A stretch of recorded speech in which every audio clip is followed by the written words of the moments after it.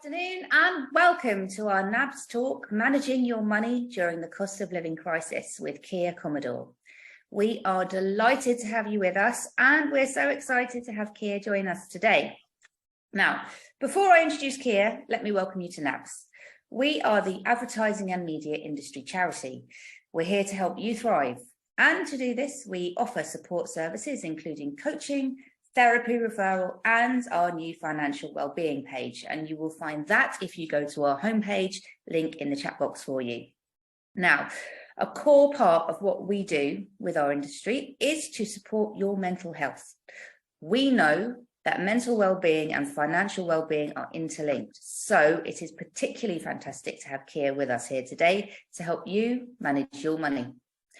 Kia is a financial guru and money saving expert. She founded the financial literacy hub Pennies to Pounds and has since appeared on Channel 4's Money on My Mind, BBC One's Newsnight and the BBC podcast Your Work, Your Money. Now, today, Kia is going to share her tips for caring for your money and for yourself over the coming months. Now, at the moment, with the current cost of living crisis, it can feel as though things are spiraling out of control. Today, Kia is going to help you regain some of that control. She's going to share some positive, practical advice to help you feel more on top of your finances. Now, we are taking questions today. Kia is going to answer them after she gives her presentation. So please put your questions in the chat box anytime from now, and we'll do our best to answer them. Please keep your questions general. Kia can't give any specific advice, but she's very happy to help with those broader queries.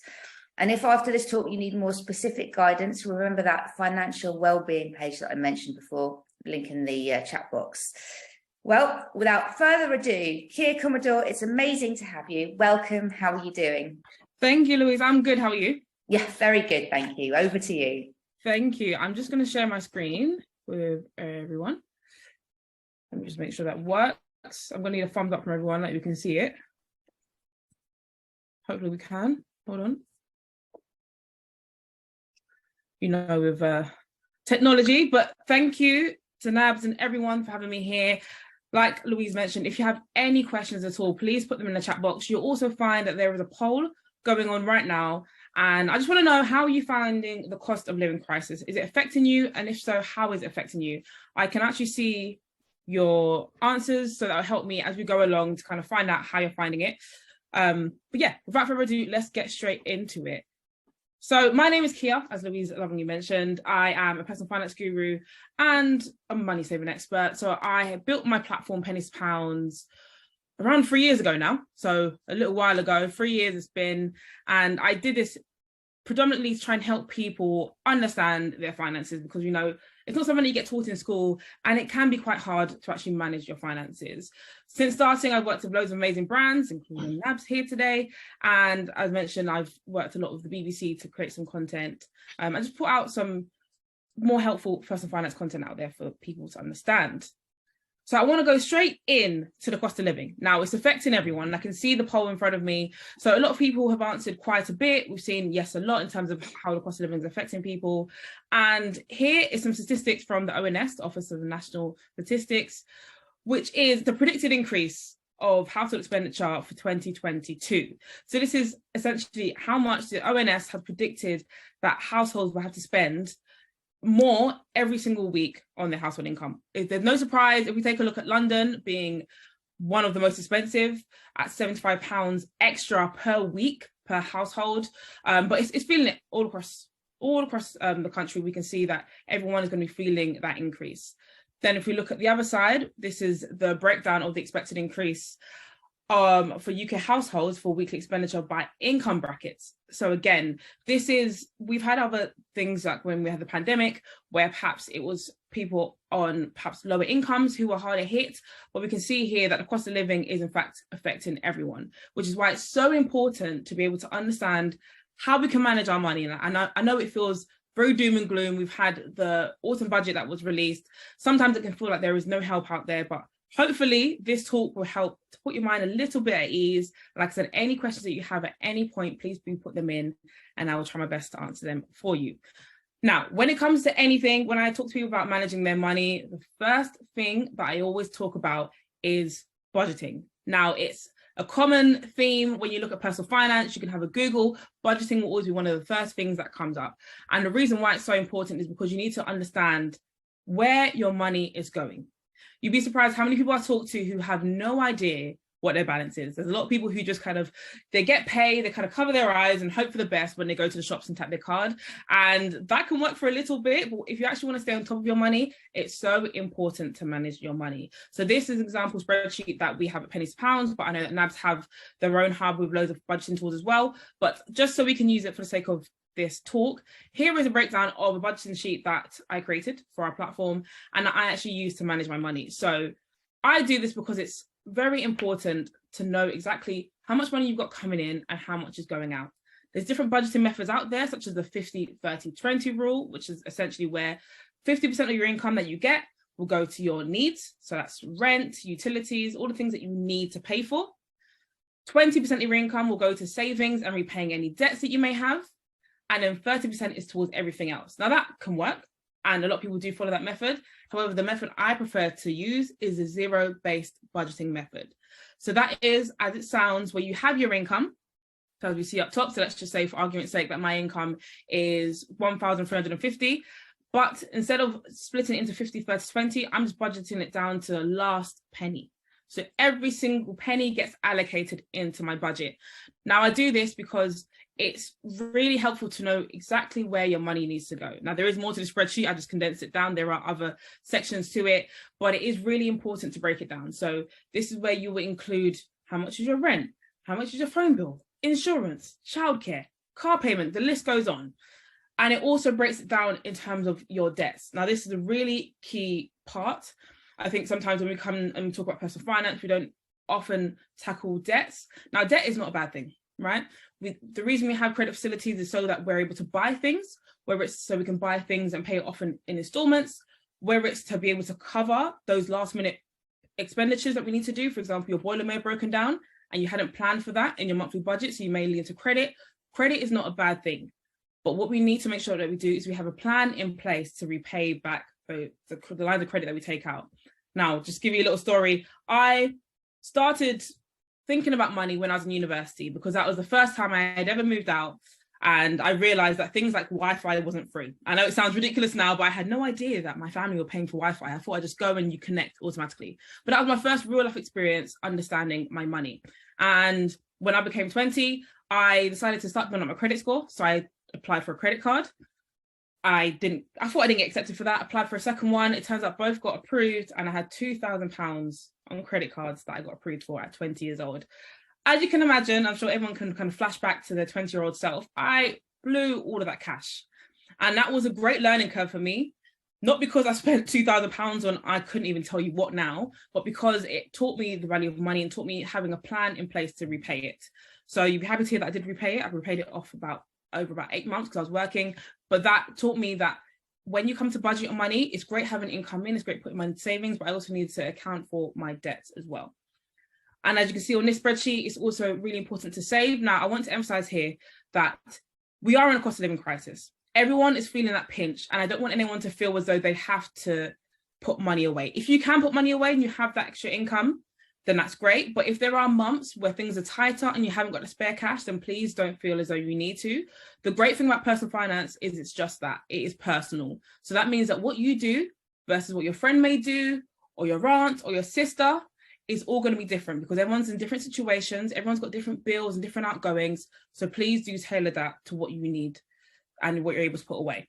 So budgeting is number one. I like to use spreadsheets. You can obviously use pen and paper. If you're interested in using apps, there are apps out there. Two of my favorite ones are Emma, so the lady's name Emma, and Money Dashboard Neon. Quite a long name, but those two are great apps. So the way that they work is that you essentially connect up all accounts that you have. So whether it's savings accounts, current accounts, investment accounts, everything that you got, you can connect it up onto that app, and it will show you your spending history and help you to be able to budget your money and see where your money is going. So those two are great apps. If you want to have it to hand to help you to budget, Emma and Money Dashboard Neon are some of my favorite ones.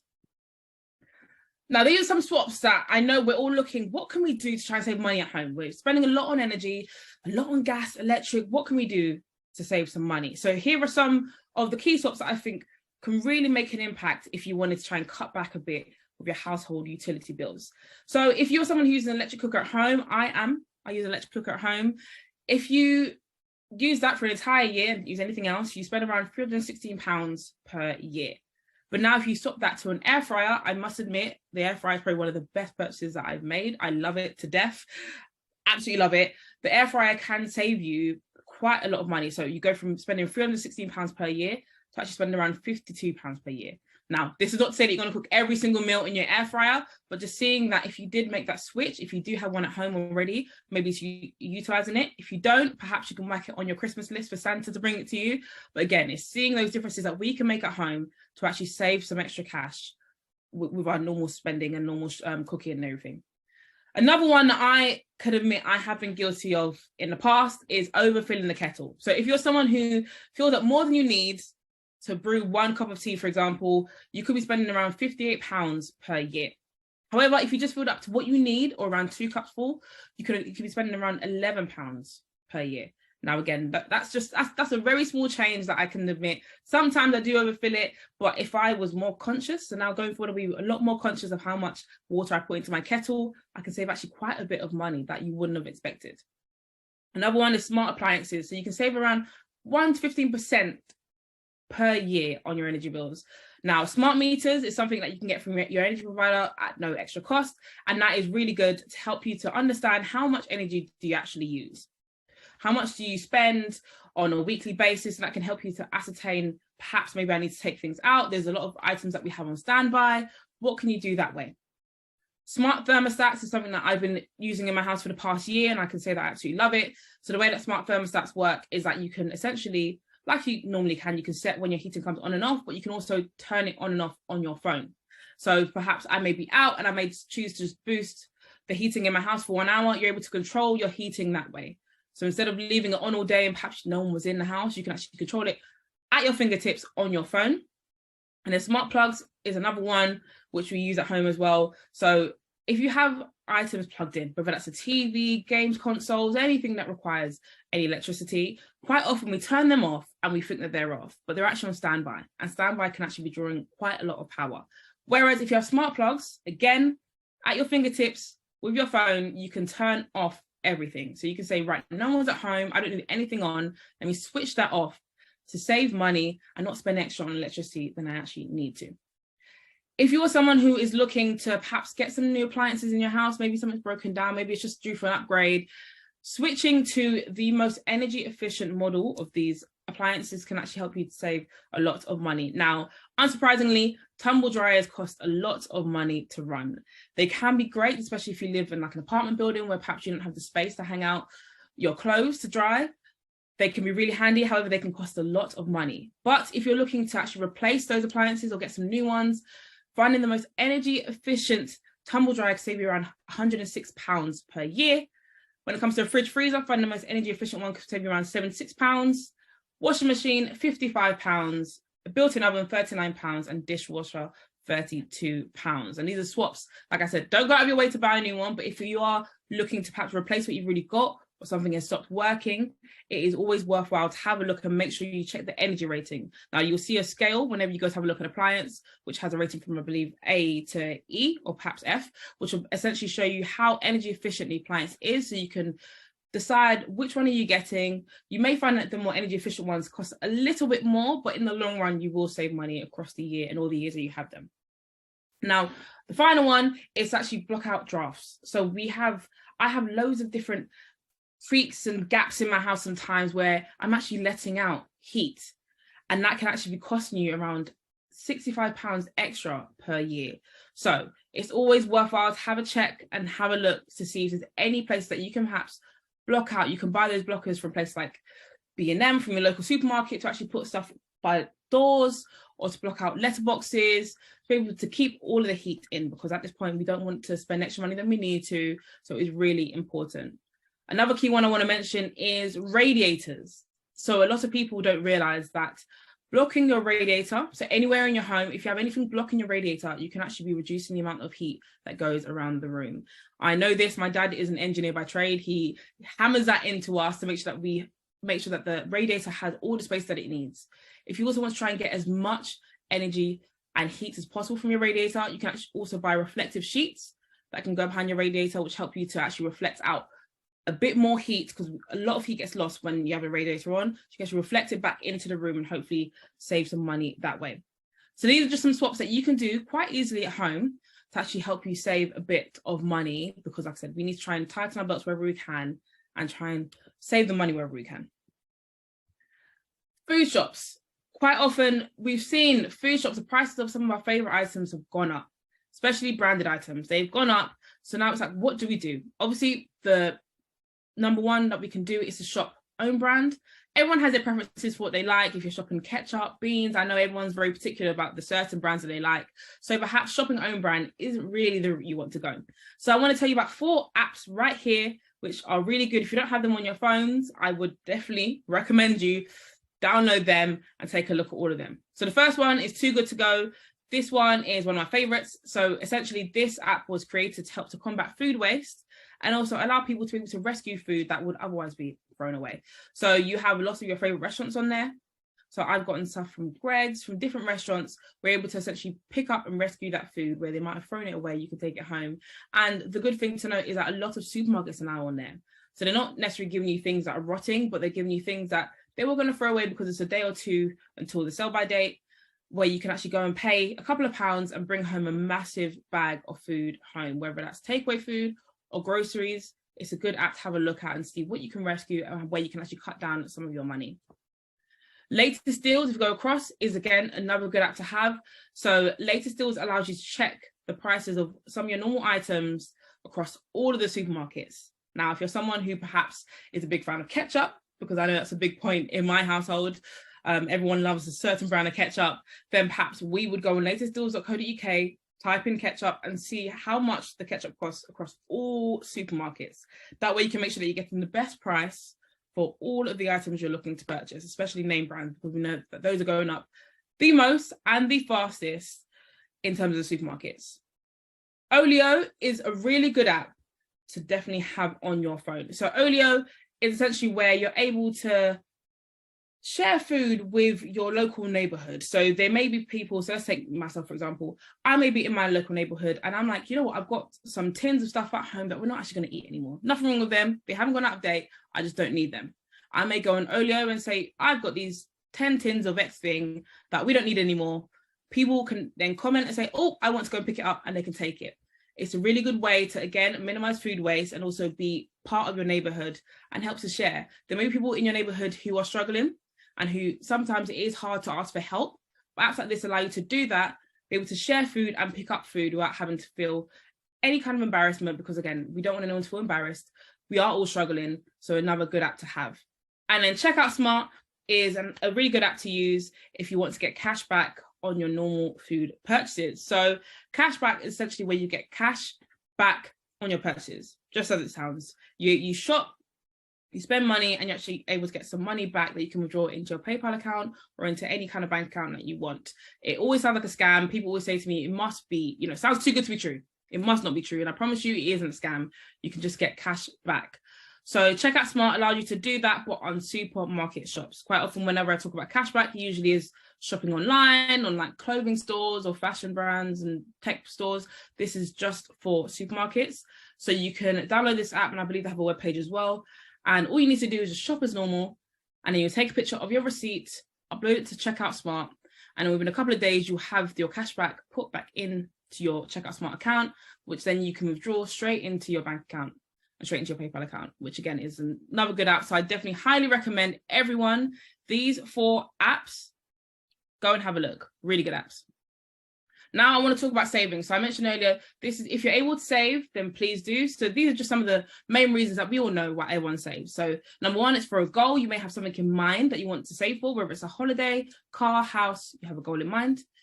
Number 2, it could be for a rainy day. Now we know that we're in this time where we don't know, things are very uncertain. So you may be saving just in case things happen. Your boiler breaks down, your car breaks down. You want to have that fund there that you've been building up gradually to be able to cover those things. Or it could be to build up an emergency fund. Now that is just in case of emergency. This could be you've lost your job unexpectedly. It could be anything that's happened which may put you out of work. So again, you may be looking to build up an emergency fund. So now I want to go on to the different places that you can actually put your money for the long term. Number one, and probably the one you come across most frequently, is an easy access savings account. And this is, as it sounds, it's a savings account where you can withdraw your money whenever you want. You don't need to give your bank any prior notice. You can take the money out whenever you need. So this usually is a good option if you're looking to build up a rainy day fund or an emergency fund. This may be a good option to look at, because when things happen, you don't want a delay. You don't have to wait for that money to come out. You can just hit withdraw and it comes straight into your account. So you don't need to have a lot of money to open up one. You can literally start with this with £1 and a good account to look at. Most banks offer easy access savings accounts as part of their offerings. Second one is notice accounts. So notice accounts are savings accounts where essentially you have to give notice if you want to make a withdrawal. So this is usually between 30 to 90 days, but some accounts can actually have up to 180 days notice that you need to give. So for example, let's say I want to withdraw money today. So I'll hit withdraw on my notice account, and depending on the term, so the notice period, maybe it's 30 days for my account. If I withdraw today, my money will come into my account in 30 days from today. So again, it's something to notice and to keep in mind. You're probably wondering why have a notice account. So typically, when I mention an easy access savings account, those are great accounts because you can withdraw them whenever you want. But if you're looking to actually earn money on your savings, so actually earn interest in your savings, you'll typically get a really low rate of interest because of how easy it is to access your money. So if you're actually looking to gain more interest on your savings, notice accounts tend to have a higher rate of interest just because of the nature of the account.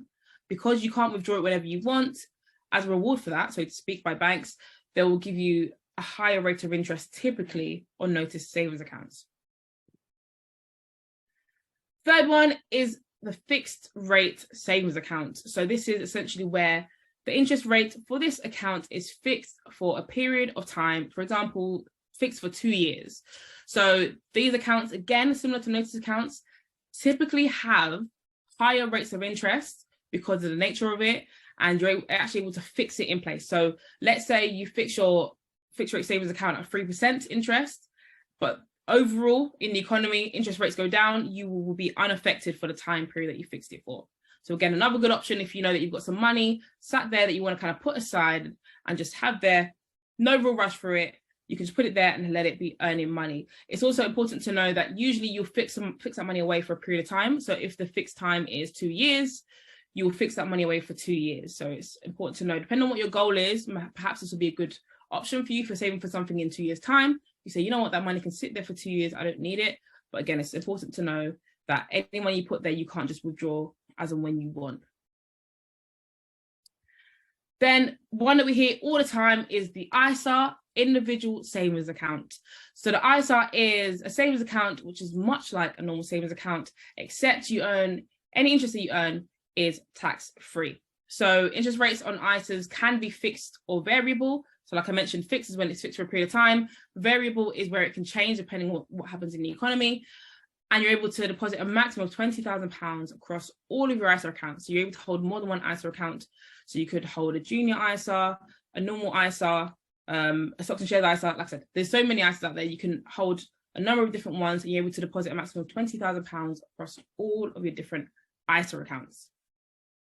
And now the final one I want to talk about is slightly different. Some people have heard of it, some people haven't, is premium bonds. So premium bonds is one that I found out about when I was very young. My parents were investing in premium bonds for me, and then it's something that I took over when I got older. So this is a savings vehicle that's offered by a company called NSNI. So unlike the savings accounts that we just mentioned a minute ago, you won't earn interest on any money you put into premium bonds. Instead, your money will be sat there and it gets put into a monthly draw. So you can win between £25 to £1 million in tax-free cash, and you can deposit a minimum of £25 and a maximum of £50,000. Now, like I said, it's not a typical savings account, but it is an option to have a look at. If you do have that there and you may want to spread out some of your money, it is a good option to have a look at, because you would earn typically more than you would from interest. But again, it is for some people, it's not for everyone. I do like premium bonds. And just for the odds to compare, I wanted to kind of compare it to the lottery. A lot of people think it must be like lottery. No. So the odds of winning the lottery is 40 million to 1 compared to premium bonds, but it's 34,500 to 1. So it is a lot lower, but again, another one to have a look at. Savings apps. So like we mentioned, I mentioned some apps when it comes to actually budgeting. There are also apps that can help you with your savings, because I know that sometimes savings can be a bit of a drag to remember to actually have to put money away to your savings. That's why I love to automate it. I'm someone who likes to be very hands-off with my money in terms of savings, so I let my apps automate it for me. So apps like Plum, Chip, Moneybox, Monzo, and Starling allow you to automate it. I'll go through Plum because that's one of my favorite ones. So Plum essentially is similar to Emma, which I mentioned earlier, where you connect up all of your bank accounts to Plum. So you connect it up, and what Plum will do is it will watch for a little period of time to see how you spend your money. So your income, how much income comes in, how much you typically spend, and each week it'll put away money for you based on your spending and your income. So the great thing I love about this is obviously we're in this time now where there's cost of living crisis, but perhaps you still want to try and put a little bit of money away. So Plum will be able to see how much income you're getting in, how much you're spending, and adjust your deposit amounts every week based on that. So there may be some weeks for me where I've got a lot more money just sitting in my account. I'm not spending as much. So Plum may say, okay, we're going to put slightly more in savings for you, Kia. But then there may be other weeks where I'm spending a lot more, so I've got a lot of outgoings. So Plum will completely reduce the amount that's put away. It won't stop it completely unless you ask it to, but it will completely reduce it down. So you're actually able to still save, but it shouldn't impact you too much when it comes to your spending, which is a great thing. Kind of watches how you spend and adjusts it that way. Moneybox I put on there is also a good one. So Moneybox allow you to save, and you can set up weekly or monthly deposits. You can deposit in lump sums, and in some of the accounts I mentioned earlier, so like the fixed rate savings accounts, notice accounts, ISA accounts, they also offer as well. So they're also a good one to look at. If you are a Monzo or a Starling customer, you already know about the functionalities when it comes to their savings. But just to recap, Monzo and Starling are really good apps. They are online only apps that allow you to obviously have a current account and also save money as well. So you can create jars and pots within them. So perhaps if you're saving for an emergency fund, you're saving for someone's birthday, you're saving for a holiday, you're able to split up your money and your savings that way. So you can actually put money into these different pots that you can also customize, which I enjoy. You can put pictures on there, you can change the names, you can make it a lot more interactive, and you can start to put money away in that way. So those are some really good apps. Like I said, I want to just cover things top line because I know there's a lot of questions that will probably come through. So yes, we're at the end. Just in the nick of time, we're at the end. If you have any questions whatsoever, please put them through. Thank you guys for answering the poll. That was really good insight into how the cost of living has been affecting you. But like I said, I know there's going to be a lot more questions in terms of how we can manage our money, what we can do to try and stay on top of it. So please do send them in. Kia, that was absolute gold. Thank you so much for that. Do you know what I really want to thank you for? Explaining premium bonds. I mean, I know everyone always has that question. Do you know what I mean? I've heard that phrase so much, and also recently a lot out of my husband's mouth. He's like, "Oh, we should do premium bonds," and I'm like, "What are you talking about?" So now I know. Thank you very much. There was so much gold in that, and I've got a WhatsApp group with the team who are helping me technically with this, and they're all saying, "I'm getting an air fryer." So you've already given us some absolute gold there. Thank you very much. Now there are some questions, and there's still time to send in your questions as well, everyone. So please do pop them in the chat box. The first one we've had through is, what's better, gas versus electric cooker? Oh, good question. I think when I had a look, so I was interested in this as well. Don't quote me on this, but I think when I had a look, it is actually gas. But I think obviously, like I said, I showed the numbers. An air fryer, if you can get one and do those small swaps, even if it's just 1 meal that you swap out with an air fryer, that does help cut it down. But I believe when I had a look, it's gas. But again, don't quote me on it. I would definitely say have a look. There are stats up online where people have compared and checked those prices out. All right, great. That's really handy. And then the next question, I think, connects with a wider question about savings. Would you recommend investing while you're in debt? Which connects with another question we've had in, which is, how can you start saving during this crisis? Two really good questions. So would I recommend investing whilst you're in debt? I would say yes. So the reason I say yes is because when you have debts, it's easy to feel like you should use all of your extra money to pay off that debt. And, you know, in some cases, it is depending on your interest rates. If you've got really high interest on the debts you're paying, obviously it is very key to try and cut that down as quick as possible because you want to try and save money and not spend extra money in the interest. However, it is still very important to try and invest in yourself. And that also means putting money into savings and putting money into investments. So if you do have the extra money, so let's say, just for argument's sake, let's say I had £500 and that's just money that I can put away into different places. I might put some of that into my debts and then put the rest and split it up into investments and savings. So I would say if you can do that, it's not a bad thing. But again, depending on your interest rates, if you've got 0% interest credit card, for example, you may not be in a major rush to pay it back because you're not paying interest for that period of time. But yeah, just assess it based on your personal finance. That's what I'd say, number one. And then the second question was, how can you save during the cost of living crisis? I believe that was the question. Yeah. So this is a difficult one. So I think that's why I prefaced it earlier. If you are able to, if you do have that spare cash, then please do. But I think I would say you're able to save if you're able to make some of those swaps. So like I said, if we're able to kind of watch how we're spending, if we're cutting back on certain things, then you're able to kind of have a little bit of extra cash. But I don't want anyone to feel pressured, because I think sometimes we think, right, I've got the extra cash, I probably should save it. However, there may be something else that's more important that you want to spend that money on, then please do. But yeah, what I'd say is just, if you can cut back in places, and when I say cut back, I think there's a lot of talk of like, cancel your Netflix subscriptions. Basically, everything that makes you happy, stop it to save your money. That's not what I'm encouraging here. I'm saying if you can cut back on certain things. So for example, I may be spending a bit more on subscriptions. I'm someone, sometimes I can be guilty of signing up for things and forgetting to end it before the free trial ends, and I've spent money. Maybe it's going through your subscription, seeing where you can cut back on and saying, right, I've cut back on £12 worth of subscriptions, which is, may not seem like a lot, but that is quite a lot of money. Maybe you can now turn that £12 that you would have spent anyway. Now you cancel subscriptions, putting that into your savings. That's still money that you're using that will gradually build up your savings. Yeah, that's a really good tip, isn't it? And you could apply the same to maybe your daily coffee. And maybe if you're doing hybrid working, so you're not buying your coffee every day, you might want to put that coffee into some kind of savings, would you say? Is that another good Exactly, yeah, exactly. Essentially, if you can cut back on things that you would have spent money on anyway, it doesn't really change your finances, because if you would have bought a coffee 5 days a week, but now you're, like you said, it's hybrid working, 2 days are at home, maybe put the amount of 2 coffees into your savings, because it would have gone out of your account anyway. So why not put it into your savings? All right, we've got 2 more savings and investing questions. Could you share your opinion on using apps like Nutmeg for stocks and shares ISA? Nutmeg, absolutely great app. Obviously, I didn't show investment platforms that you can use, but Nutmeg is a great one. Absolutely great. If you want to open up stocks and shares ISA or invest in individual stocks and shares, definitely would have a look at Nutmeg as well. All right, great. And then this is kind of, I feel like you've partially answered this, but maybe there's something else in this particular question. Would you advise saving if you're having money troubles, even if just a small amount? So maybe this person's quite stressed about where they are financially. Would you advise trying to do any saving if you're in that very worried position? I would say if you are in that position, number one is to not worry. Like, don't worry. I think everyone has financial stresses. Don't feel like you're the only one. Number 2, I would say, is then to just sit down and assess your finances. So if that is going through a budget spreadsheet, if that is using a budgeting app, or just sitting down with pen and paper, go through your finances. And I think that'll put you more at ease. When you know where you are, you can feel a bit more at ease. You can say, right, okay, I'm actually spending X amount now, so I can actually put everything into perspective.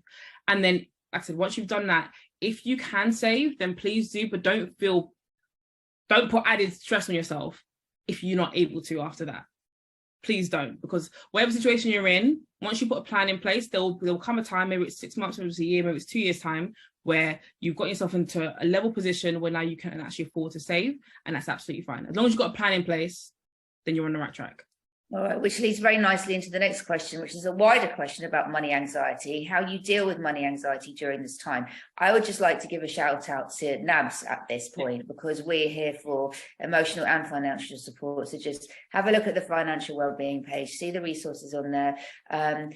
Have a look at our advice line as well, and you can always get in touch with us there, because we know that the mental health piece and the financial health piece are so interlinked. You know, that we've got people calling us who aren't sleeping at the moment because they're so worried about money. So what's your advice around that? Yeah, so it will be similar to what you said. It will be going to seek out help where you can. So like I said, NABS is a great place. There's loads of helplines that you can find who are trained, and that is what they do. They're trained to help people who are in these stressful situations and financial situations. Because what I will say is that you're not alone. There are more people than you realize who are in these situations, but the problem is a lot of people don't speak about them, and it's hard to help people if you don't speak about it. So for example, if you know that your energy provider, you can't make the bill next month, right? And obviously that is getting to you, that's stressing you out, and that makes total sense. If you pick up the phone and you speak to any provider and say, look, I know I'm meant to be making this bill next month, I don't want to have the money to do it, you can actually set up a payment plan. Some providers have grants that they hold back for people who call up and are in need and express that need. Some of them will set up payment plans. They've all got plans in place to help people, but they can't help you if they don't know that you need help. So number one would be to seek out help online. Number two will be, if you're struggling with bills, please reach out to your providers. And then number three will be, find someone trusted in your circle. If you do have someone, hopefully, to have a conversation with, just let them know, because there are points, everyone's had those down periods. Just have a conversation and hopefully you'll feel better. And I would guess that those energy providers and also the phone companies, the utilities companies, they're expecting this at the moment, aren't they? Absolutely. Geared up. They must have extra plans in place to help people, because thousands of people will be calling them saying, I can't make the next bill. The thing is, what a lot of people don't realize is that all of these providers have something in place. They know this is going to happen. They've got grants in place. They've got different deferment plans in place. But like I said, they don't advertise it because it's not for everyone, because otherwise there are people who don't need it who'll be abusing it.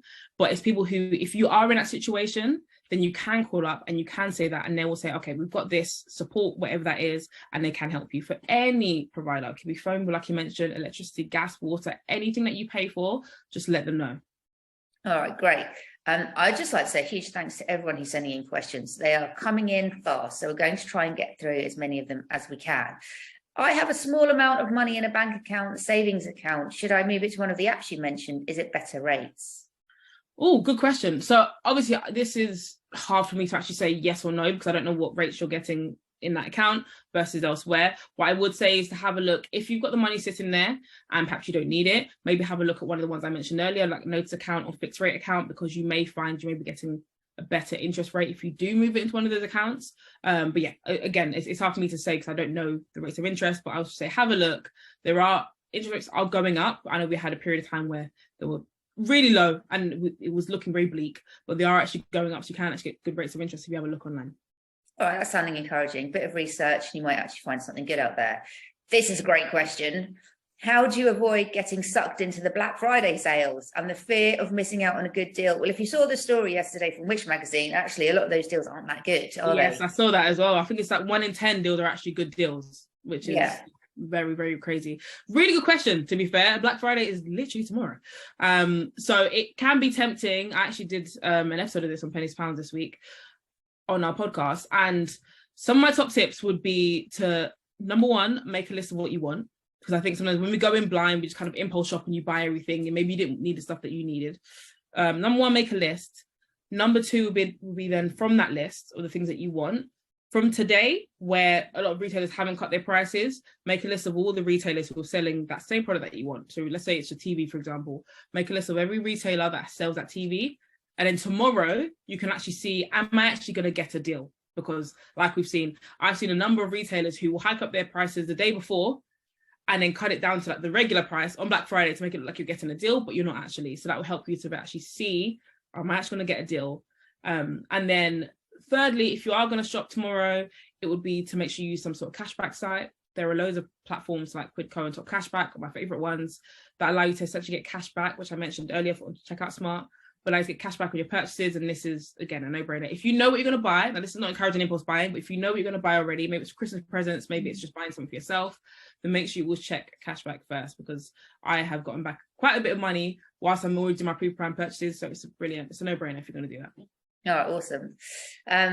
Here's another question. Although smart meters are good for some people, I've read that once you've got one, if you're struggling to pay your monthly bill, your supplier can automatically convert you to a prepayment meter, which leaves you vulnerable to not being able to put money onto your meter, and so being without gas and electricity.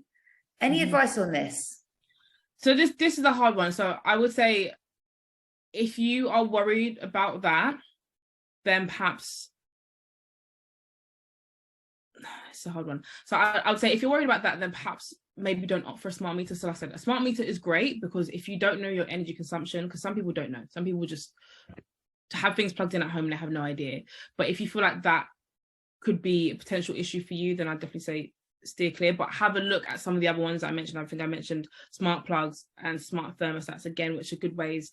If you know roughly how much you spend, and you do top up and you know how much you use on electricity, but you still want to try and have control over what you're actually using, then I definitely look at the other smart products. All right, great. How can you tell the difference between spending money irresponsibly versus too much emotional pressure on ourselves to save as much as possible?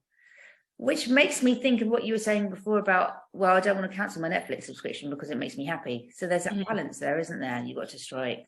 There is that balance. And I think it is just assessing what you spend on and why you spend on it. Because I think sometimes if you sit down and you actually say, right, I pay for Netflix and Spotify, for example, and a few other subscriptions, you can sit down and say, right, I use Netflix because it makes me happy and I do it as a way to spend time with my family. Spotify because I listen to music, but then there may be something else you're like, oh, actually, I can't actually tell you why I got this one. I think I got it at one time and it was a good offer, but I don't really use it. You know, if you actually sit down and work your way through what you spend on, you'll find that not everything, but there may be a few things here and there, like a big one for everyone, I don't mean to say it, is gym subscriptions.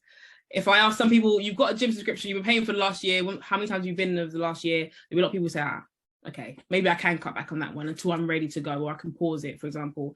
But I think, like I said, there's a lot of rhetoric online about cutting things out and then you'll be able to have money to do stuff. And I don't believe that. I think we've learned from the pandemic that it's not about necessarily always having loads of money and always saying I want to cut back on everything so I've got the money. It is about our happiness as well. So please, during this time, it is very important to prioritize being happy. And if Netflix makes you happy, then keep it. It's not about cutting back on everything, keep it, but just go through and work through why you spend on things. It's so important because it's stressful enough at the moment. If you've got those corners of happiness and you can protect them, then exactly. Listen to Kia, she knows. All right, here's a great question. As a freelancer, and we've got quite a few freelancers in the NABS community, as a freelancer where income fluctuates, are there any tips you can give to helping with budgeting? Really good question. So what I would say is if you are a freelancer, because that's how I started out as well, so I completely feel you. So what I was doing in the beginning when I was freelancing was I was budgeting every time I got paid. So we know as a freelancer, you may be invoice based. So every time an invoice comes in, that's how I budget my money, because that's essentially when your income comes in. You're not like a normal employee who has a payday. It just comes in whenever someone pays. So I'd budget every time an invoice will come in. And then that way you're able to see, okay, how much money do I have? Because we know really and truly, even though you could have a payment today and you could be scheduled to have another one in 30 days, it may not be in that time frame. So you've got to make sure that you are able to budget for that time frame. So for example, I would do, right, I've got paid today, for example, I should have one in 20 days, but just in case I don't, I'm going to budget for the next 30 days of this income. So you're able to cover yourself. If you do get paid, brilliant, we do the budget again. If not, hopefully you budgeted enough so that will last you for that time period, just in case that payment doesn't come through. So that's what I would do. All right, very good. And again, at NABS, we know that freelancers have got those extra stresses and strains because of the unpredictability of their income. So feel free to get in touch with us anytime if you're stressed out about what's happening with your income. Okay, next one. How do you overcome the fear of getting involved in investing in stocks and shares? Really good question. And this is something that a lot of people feel, when I completely understand it. It seems very foreign. We don't get taught it enough, so it can seem very scary. And I get that. What I would say is, first things first, take the time out to understand the phrases that are commonly used. If you're on places like Twitter or Instagram, a lot of it seems like jargon, but take the time out to actually sit down and understand what it means. Like, for example, we've got an article on Pennies Pounds where we break down all of the key investing terms and what they mean in layman's terms. And once you understand what a bond is versus a share versus the stock market, all of those things, once you understand, you can say, okay, cool, I have a good understanding of what that means. Then you can look to places like we mentioned earlier. There's Nutmeg, Moneybox also allow you to do that. There's places like Wealthify, Trading 212, all different platforms where you're able to go on there and start investing. What I would say though is, if you're still very new to it and you're someone who says, right, I understand the terms now, but I'm still very scared to buy my first share, then you might want to look at Stocks and Shares ISA, and that's essentially an account where you put money into, and that money gets invested on your behalf based on what you choose and your risk level. So it takes out the thinking and the process behind of thinking like, oh, so I want to invest in this company or this company. You invest in a cluster of companies that have been pre-made. So for example, I might pick a tech fund. So that means that the money that I put in gets invested into tech companies as opposed to picking one company, which again can be very daunting if you're just starting out. But yeah, what I'd say is have a look and actually understand the jargon terms that are used in investing. And once you feel a bit more comfortable, look at stocks and shares ISA, invest that way. And then once you get the flow of things, then you might want to invest in individual companies, because it may be you work in, I don't know, you work in advertising. So you want to start investing in advertising firms because that's the knowledge that you have and you know that area a lot better. So you might want to invest in certain firms within that area. All right, very great advice there.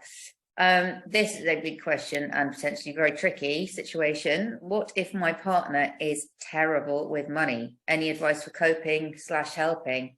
This is a big one that we hear a lot as well. So it can be very difficult when you have a partner who perhaps you're good with money and they're not as good. What I think we actually did a post the other day actually on Pennies on Instagram as well about actually talking to your partner. But what I'd say is encouraging something called money dates. So this is where you pick maybe one day a month and you sit down and you say, right, let's talk about our finances. So if you live together, maybe it's about your joint finances. If you don't, it's just finances in general. And this is where you can hopefully have an open, honest conversation. So the way I like to ease into it, I know it can be difficult, especially if someone is bad with money and they don't like speaking about money, is just maybe starting off with, right, let's talk about money. What are some of your goals in the coming year with your finances? Perhaps, you know, they want to save for a car, they want to go on holiday. Then you can sit back and say, okay, so what's your spending looking like? And you can kind of hopefully work back through that way. If you find that you're feeling a bit of resistance or hesitation, maybe you start volunteering yourself first. You say, right, I'll start with me. I want to save for X thing. I'm currently doing this. I'm going to look for a promotion, whatever that is, to get the conversation open. But it's all about having that open, honest conversation. I think phrasing it as money dates feels less daunting than saying, you're bad with money, I'm good, let's talk about it. You know, if you kind of put it in like, let's just have a nice chat about finances, then it's not as daunting. It might be worth getting some extra support if that conversation's really difficult as well. If there's a situation and maybe some counselling or mediation, would you ever recommend that? Yeah, 100%. I mean, if you find that you're hitting a brick wall and you can't actually overcome that, you know, if you tried a couple of times, then definitely seek some additional help as well. But definitely would, first and foremost, if you haven't already, because I know sometimes it's easier to skirt around a topic than to address it head on, try your best to have those conversations. Why is it so difficult to talk about money? I think it's just because it's a taboo. In society, we talk about money when everything's going great. We see rappers and singers who flaunt their wealth because they're doing well. And then when it's the other end of the spectrum, maybe I'm struggling a bit with money, maybe I spend too much. We just want to shy away because, you know, like we're praised when everything's going right and we're shunned upon when things aren't. I think because we have that outlook on money, that's why people don't like to talk about money in general. But what we're learning today is talking about money can actually really help you, your finances and your state of mind. Yes, absolutely. Right. Here's a question about redundancy. And there are a lot of people out there at the moment in our industry who are worried about this. So it's a good one to address. If I get made redundant, obviously apply for universal credit first and foremost. But what other benefits do you know that people might be eligible for? Good question. So, this one. So, yeah, you can apply for universal credit. So this isn't necessarily a benefit, but a lot of people don't know that once you are on means tested benefits, you can actually apply for the Help to Save scheme. So this is a government scheme, or essentially the government will top up your savings. So you start putting money into a savings account and they'll top it up. Again, it's extra money. It's not loads of money, but it is something. I'm trying to think. There was one more that was announced on the government website that is out there. The name doesn't escape me right now, but what I would say is the government website is a really handy place to look at. They have all the resources on there. Yeah, so whatever you feel like you may be going through or could potentially happen, they have everything on there. I was looking the other day, they have a few more resources that they've added onto there. But yeah, the name has escaped me, unfortunately, right now. All right. You've mentioned quite a lot of apps, and Kelly would like to know whether they're backed by the FCA. Are they safe? Yes. So they're FSCS protected, which means that your money's protected up to £85,000 if you're an individual and £170,000 if you're a couple, if I got those numbers completely correct. So yeah, all your money is completely safe. I would never tell you anything where you could potentially lose your money if they go broke or bust. No chance. They're all FSCS protected, so don't worry. But great. Miranda's asking, what is a good interest rate for a savings account? If you're looking for easy access, I think the typical right now is around 0.25%, maybe 0.5%. I would say at this point and where we are in the economy, anything above 1.5% is a good interest rate. If you're looking to put your money away for a period of time, anything above maybe 1.5% and up is a really good interest rate. All right, super. And it might take a bit of research to find that, but once you find it, great. There you go. Are you aware of any government plans to support companies / employees with extra money through the crisis, similar to the furlough scheme of the pandemic? Or is it all left to the individual to manage what they already have? I fear it's the second option. Would that be correct? I fear it is too. So this is something that I always try and talk about. I do a lot of work with the BBC as well, and that's always something that comes up. And we said it during the pandemic, there was a lot of help for individuals, but not enough for businesses. And I fear it's going to be the same as well. We are definitely pushing to try and get some help for businesses and freelancers and entrepreneurs, but I'm not too sure if that is top of the government's priority list right now, unfortunately. That is unfortunate, but then it's good that we've got you here to share tips. So at least there's some way of managing your money and you're managing your way through this. Exactly. This is reflective of some of the people that have been calling us. Actually, I'm incredibly stressed and worried about money. I'm not sleeping properly. It's affecting my ability to work. I don't know where to start in terms of getting help because I feel so anxious all the time. What should I do?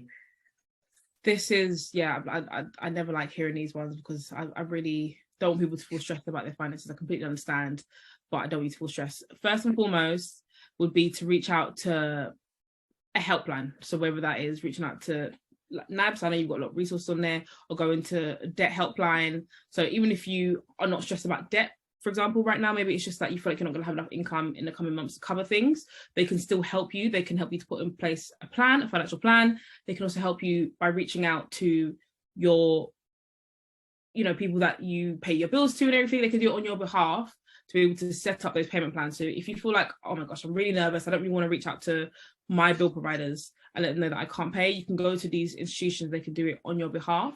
And like I said, they are a listening ear. This is what they do. So you can start there. And then after that, what I would say is, again, to sit down and have a look at finances, to actually understand where you are. Because I think when everything feels very up in the air, we don't actually know. Perhaps there could be things that you can change yourself right now that you aren't aware of until you sit down and you write everything out. I mean, all your debts, all your income, everything, and then you can actually understand where you are. But yeah, that first and foremost will be to reach out to a debt helpline. Like I said, even if you're not in debt right now, they can still help you with your finances and help you to put a plan in place and feel hopefully a bit more at ease with your finances. No, that's really useful to know. We've got 5 minutes left, so just time for a couple more questions. So if anyone's got a question that they haven't put in the chat box, now's your chance. With premium bonds, how exactly does your money grow? If you leave your money and don't win, does it just not grow?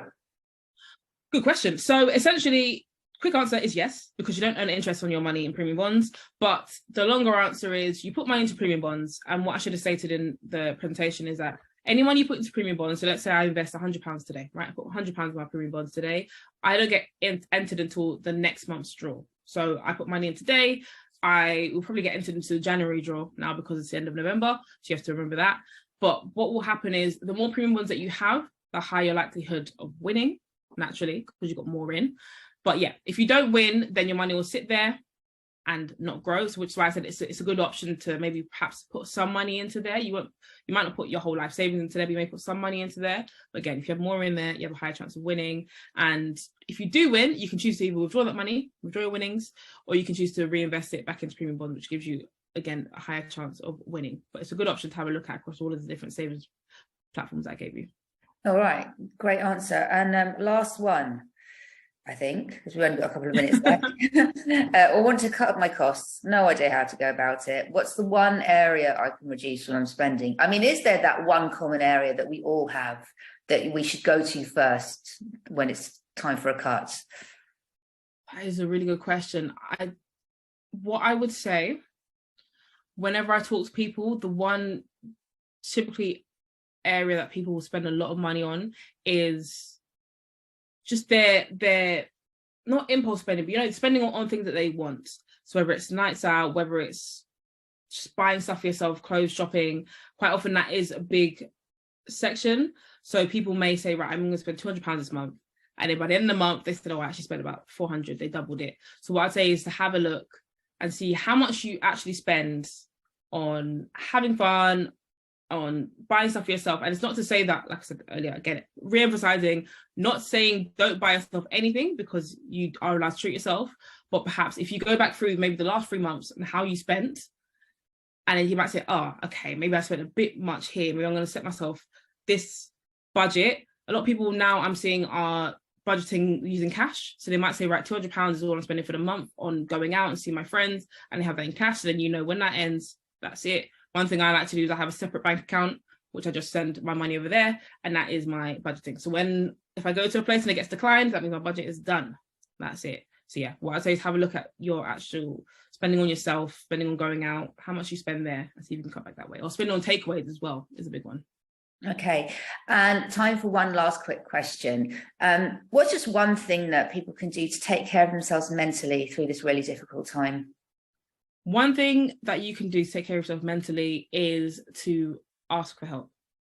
And I want to really emphasize that, and hopefully end on this point, is to make sure that you ask for help. If you feel like you're in a period, or you could be reaching a period of your life where you are stressed out and you do need that help, please do not be afraid to ask for help. I feel like, again, we have this taboo and negative outlook on asking for help, especially when it comes to finances, but ask for help. No one can help you if they don't know. So whether it's reaching out to one of the debt charities, whether it's looking at NABS, whether it's coming to Pennies Pounds to find some help, wherever it is, or even speaking to a friend or someone that you can confide in, asking for help is the best thing that you can do to try and put your mind at ease.